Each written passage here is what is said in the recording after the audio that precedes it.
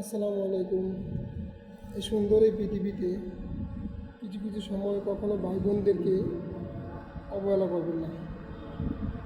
ঘরের পরিবার আত্মীয় স্বজন সবচেয়ে বেশি যাদের ভাই বোন আছে তারাই হচ্ছে সবচেয়ে আপন। আপনি যদি কখনো মরে যান, সবচেয়ে কাছের মানুষ কান্না করবে বেশি আপনার বোন।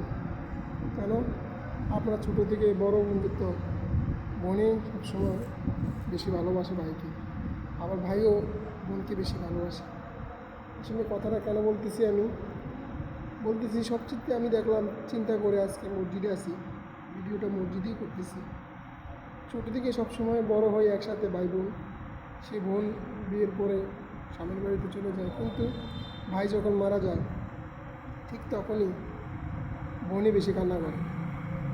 আবার বোনের কিছু হলে ভাই বেশিরভাগ দৌড়ে ছুটে যায়। আসলে কেন জানেন?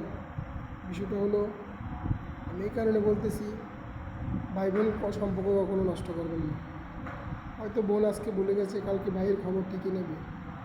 বোন এমন একটা সময় ভাইকে বেশি শ্রদ্ধা ভালোবাসে, ভাইও বোনকে বেশি ভালোবাসে।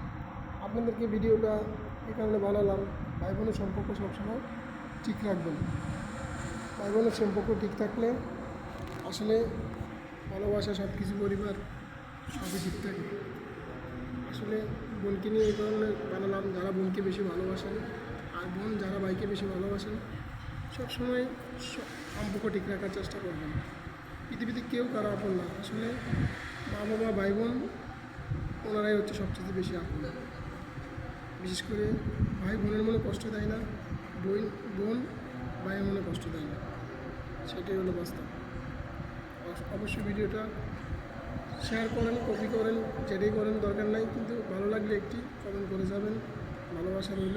আসসালামু আলাইকুম।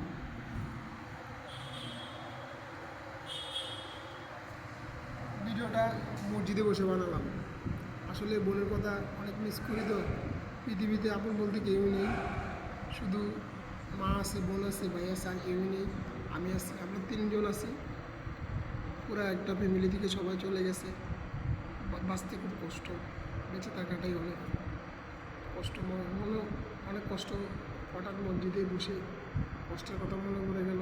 বাবাও নাই, একসময় বাবার সাথে মসজিদে আসতাম, তাই ইমোশনাল কথাটা মনে পড়ে গেল। যদি ভালো লাগে শেয়ার করে দেবেন। আসসালামু আলাইকুম।